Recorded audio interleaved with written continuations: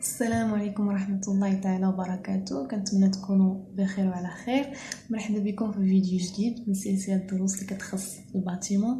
اولا كنعتذر منكم كاملين على هذا الغياب اللي تقريبا غبت واحد مدة عام ما حطيت فيديو.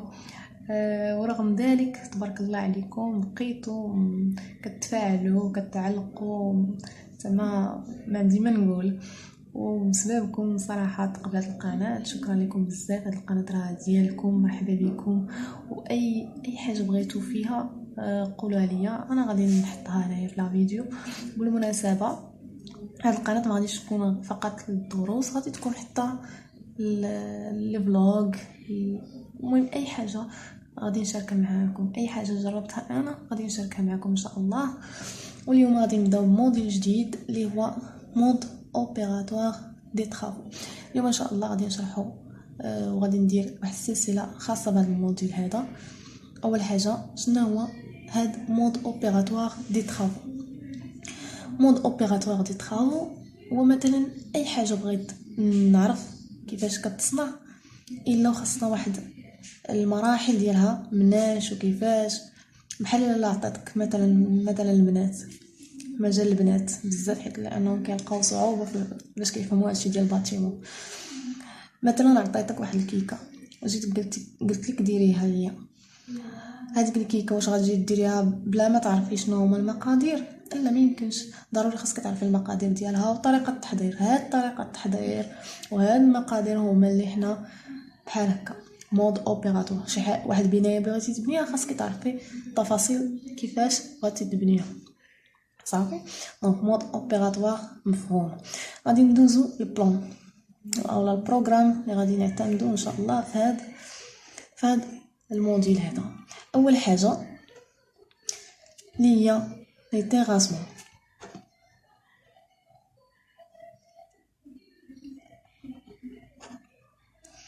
اولا شنو هي لي تيراسمون؟ لي تيراسمون هما الاعمال ديال الارض. اي حاجه متعلقه بالارض، سواء الحفر او الردم او لا، المهم اي حاجه او تنقي الارض، فهذه كتعتبر من بين الاعمال اللي متعلقه بالارض اللي كنسموها لي تيراسمون. اي حاجه امبلانطاسيون، هادشي غادي نشوفوه ان شاء الله هنا قدام، غادي تعرفوه مزيان وغادي نشرحو بلي ديتاي صافي. دونك لي تيراسمون هما اي عمل او الاعمال المتعلقه بالارض، كيف قلنا الحفر او الردم او داك كيفاش نقيو داك البلاصه. داكوغ مثلا هي امبلانطاسيون، مثل امبلانطاسيون. مثال اخر لي فويل. هادو كاع متعلقين، هادو اعمال متعلقين بالارض. ثالث حاجه شنو غادي نطرحوا على les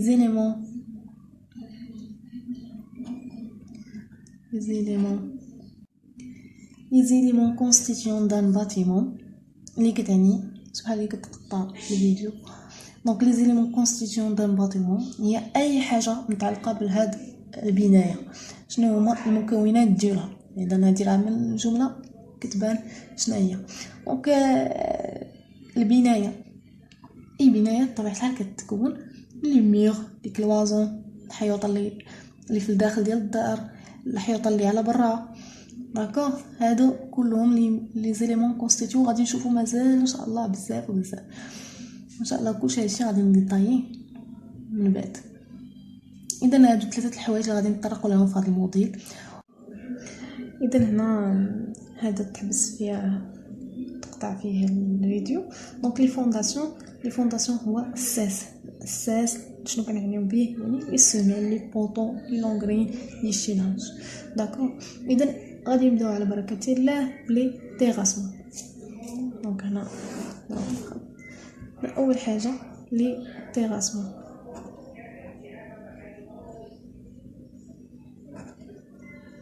دونك قبل ما نديرو هاد لي تيراسمون هادو شنو خاصنا نديرو؟ اول حاجه خاصنا نحددو النقاط او العلامات باش نحددو ديك البقعه فاش غادي نبنيو، سواء باتيمون سواء غوت، كيف ما كان نوع هاد الباتيمون. داكوغ. خاصنا ضروري نحددوا البلاصه فين كاين هذا الموقع، فين غادي نبنيو حنا هذا الدار، اولا فين غادي نبنيو هذا الطريق هذه. صافي. دونك اول حاجه كنبداو في لي تيراسمون هي لامبلونطاسيون.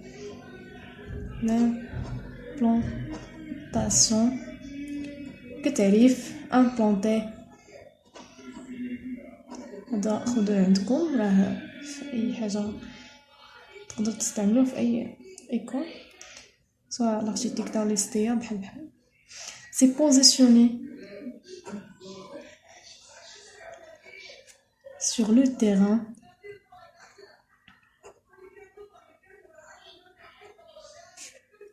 la forme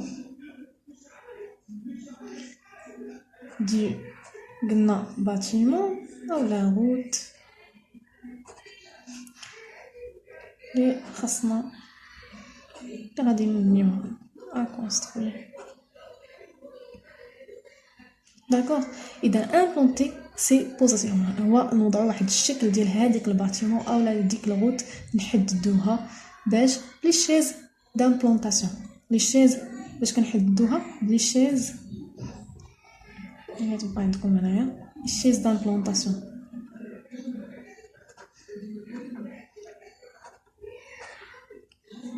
هاد لي شيز دامبلونطاسيون في حاله ما فهمتوهم غادي نخلي لكم التصويره جانبيه باش تفهموا اكثر. دونك الشيز دامبلونطاسيون هما اللي كيكونوا مثلا هكا، مثلا بقعه واحد البقعه ارضيه هكا مثلا، كيكونوا لي شيز دامبلونطاسيون هنايا. داكوغ. غاديش تقدروا تفهموهم بهذا الشكل لان الرسم ديالي مهم. هاد لي شيز دامبلونطاسيون كيحددوا لنا البلاصه اللي غادي نبنيو فيها. داكوغ. اذا هذا بالنسبه لامبلونطاسيون. اول حاجه لي تيراسمون وفي اعمال الارض هي لامبلونطاسيون. قبل ما نبدا هاد لي تيراسمون خاصني اول حاجه نحدد الشكل ديال هذيك البقعه اللي غادي نبدا فيها الخدمه، اللي غادي نبدا فيها هذيك الحفير وهذاك داكشي اللي دوينا عليه كامل هي لامبلونطاسيون. صافي مزيان.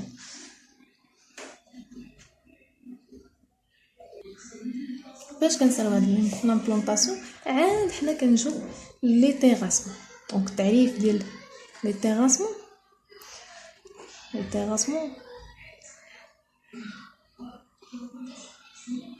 بالنسبه للناس اللي كيسولوا على التعريف واش نقدروا نحطوا هاد التعريف ماشي مشكل. هاد التعريف راه صالحين لاي ايكول كيف قلت سابقا. دونك لي تيراسمون هما كيف كنا شرحنا ce sont les travaux. ce sont les travaux qui se rapportent à la modification والتعديلات على الأرض، la modification du relief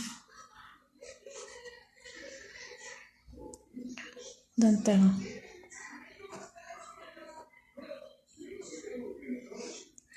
هاد الموديفيكاسيون دونك نزيد cette modification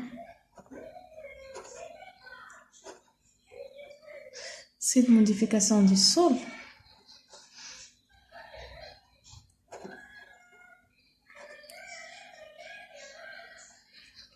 réalisée par l'exécution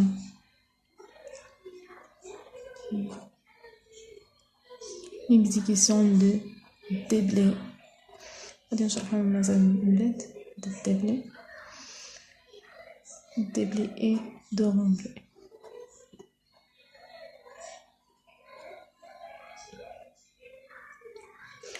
اذا لي تيراسمون هما اعمال الارض، اعمال اللي كتعلق بالارض او التعديلات على الارض سواء في الديبلي اولا الغومبلي، سواء في الحفر اولا الردم. صافي. دونك الديبلي اللي هو الحفر غادي نديروها هنايا، الحفر اولا الردم. صافي. اذا شنو هو الديبلي؟ نعطيكم كتعريف بسيط للديبلي لان هذا كتحط بيان سور في الامتحان. Déblai consiste à abaisser le niveau.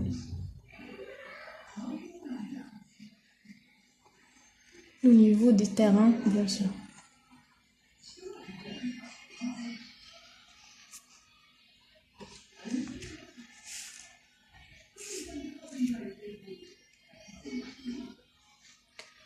Non, le terrain. Donc, بالنسبة للدبلي consiste à abaisser le niveau du terrain en lèvement des terres. يعني الدبلي هو الحفر، يعني كنخفضوا من المستوى ديال الأرض. أما الغومبلي فسي rapporter des terres afin de relever ce niveau. الغومبلي هو الردم، يعني أننا كنرفعوا من المستوى ديال الأرض، كنزيدوا التراب على ديك البلاصة. داكوغ. اذا هذا تعريف مهم جدا راه كتحطوا في ليكزامان، انتبهوا ليهم وكتبوهم عندكم باش يبقاو عندكم. صافي.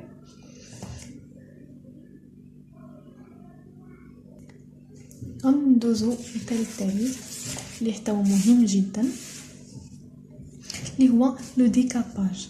اول حاجه شنو هو لو ديكاباج؟ لو ديكاباج هو فاش كنقوا هذيك الارض باش صافي نوزعوا العلامات ولا كنديروا ديك عمليه لامبلونطاسيون. اول حاجه كنقيو داك الارض، كنشطبوها بهذا المعنى، كنحيدوا كانت شي شجره تما كنحيدوها، مثلا هادشي اللي عندنا الحق اننا نحيدوها، الا ما عندناش الحق كنخلوها وكنديروا في بلاصتها شي جريده هكا. مهم كنروغوا عليها. صافي. مثلا كنقوها، كنحيدوا الحجر اللي فيه. المهم كتنقى ديك الارض وكتشطب. اكيد غتكونوا دزتوا من حدا شي بقعه كتلقاوها منقيه وكتلقاوها متراسيه هكا بالجيل، هذاك راه حتى هو من بين لامبلونطاسيون، يعني من بين تحديد البقعه. صافي. كتحيد كاع داكشي اللي كاين في داك الارض، مثلا اي حجار او اي عشب اللي كان كتنقى الارض. صافي. دونك لو ديكاباج حتى هو راه من بين الاعمال ديال الارض. سي ان تيراسمون. عقلوا عليها، هادشي الا فهمتو اكيد راه غادي تعقلوا عليه. دو تري فيبل، يعني هو دو تري فيبل بروفوندور، يعني كيكون عنده واحد العمق صغير، لاننا غير كنشطبو، غير كنقيو ديك المساحه، يعني واحد البروفوندور اللي هو صغير بزاف، تقريبا انفيرون غنحطها لكم انا باش تبقاو عاقلين، دو 20 سنتيمتر. تقدر تعطي لك 15 سنتيم على حساب شنو كيعطيك تما.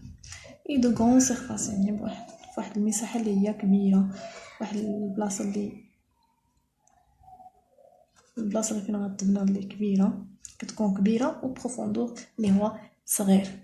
بالنسبه للفويل هادو تعريف مهمين وخاصكم قبل ما تكتبوهم تكونوا فاهمينهم، بعدا تكتبوهم نتوما فاهمينهم. لي فويل راه باينين، هما الحفاري. سون دي تيراسمون، حتى هما راه اعمال متعلقه بالارض كي قلت سابقا. سون دي تيراسمون dans la longueur, dans la profondeur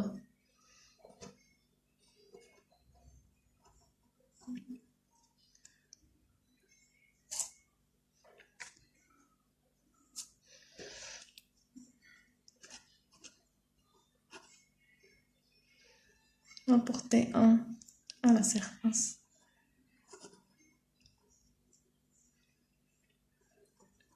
ou à la largeur. déjà كتبتي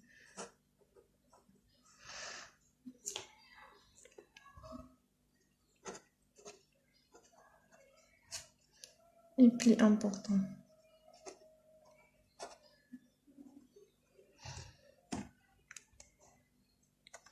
اذا بالنسبه للفويل هما الحفاري، دونك كنحفروا باش نوصلوا لو بون سول. داكوغ. سون دي تيراسمون dans la profondeur rapportée à la surface ou à la largeur est plus important. دونك كنحفروا باش نحصلوا على واحد لو بون سول، واحد التربه اللي هي مزيانه.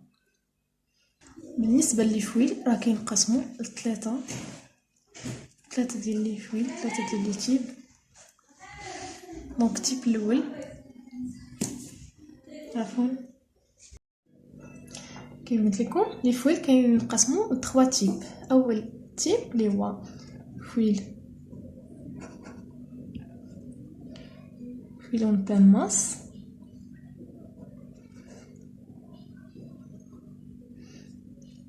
تاني تيب اللي هو فويل اون ريغول اولا اون فوندي، ولكن اللي معروف بزاف اون ريغول. فويل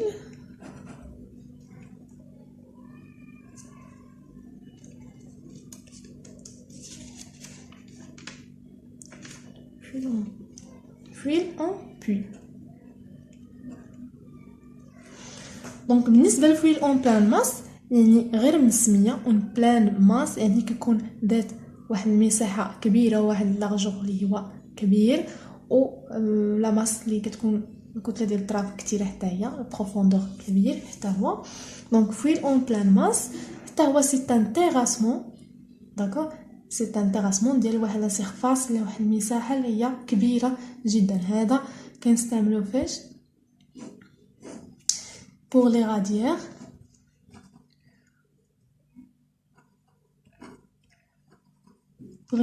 et les niveaux ديال السول. هذا راه باينين pour les radières et les niveaux sous-sol تحت الارض. هنا فاش كنستعملوهم. بالنسبه لي فويل اون ريغول اون فوندي هذا باش كندوزو القوات، الا غادي ندوزو القوات مثلا، او كيكون العرض ديالو كبر من العمق. دونك لارجور اكبر من البروفوندور كيكون. بالنسبه للفويل اون ريغول او اون فوندي c'est une tranchée de 0,40 متر. دونك اقل لارجور اللي يقدر ياخذ هو 0.40 متر. داكوغ، هذا كنستعملوه في لي فونداسيون لي كاناليزاسيون، لي فونداسيون اللي قلنا عليه الساس، وحتى فاش كندوزو القوات كنحفروا فويل اون ريغول. بالنسبه للفويل الثالثه التيب الثالث اللي هو فويل اون بوي.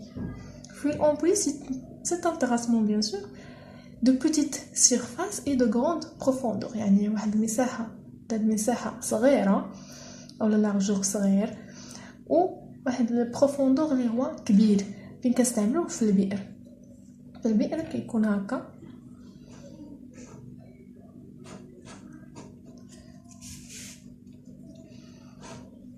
كيكون عنده واحد البروفوندور اللي هو غامق. هذا فويل اون ريغول اللي كيكون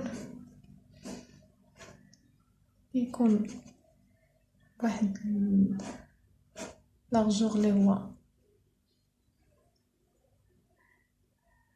كبير نوعا ما. كيكون لارجور ديالو، هاد اللارجور ديالو لا لارجور كيكون كبر من البروفوندور. دونك البروفوندور كيكون صغير، هنا كيكون كبير. داكوغ، هذا بالنسبه الفويل اون ريغول او اون فوندي. بالنسبه للفويل اون بلان ماس راه كيكون كبير بطبيعه الحال، كتكون واحد المساحه كبيره كنستعملو في السول وفي لي غادير. كيكون هنا لارجور كبير وحتى البروفوندور كيكون كبير. دونك هذا بالنسبه لهاد الحصه هذه، بالنسبه لهذا الفيديو هذا. نتمنى تكونوا استفدتوا مزيان وفهمتوا بزاف ديال التعريف وبزاف ديال لي ديفينيسيون لي مهمين جدا. حاولوا تسجلوهم عندكم لانهم غتحطوا في الامتحان. بالنسبه لهاد الفويل حتى هما كيتحطوا لي تيب دو فويل. هذا فويل اون بلان ماس، فويل اون ريغول، فويل اون بوي كذلك كيتحطوا في الامتحان كتيب. شنو هما لي تيب دو فويل كتحطهم هكا وانت كتحطهم، خاصك تجاوب عليهم بطبيعه الحال. اذا كنتمنى تكونوا استفدتوا في هذا الفيديو هذا. ما تنساوش لي لايك لي بارطاج بطبيعه الحال مع الاصدقاء ديالكم. نشوفكم في فيديو ماجي ان شاء الله.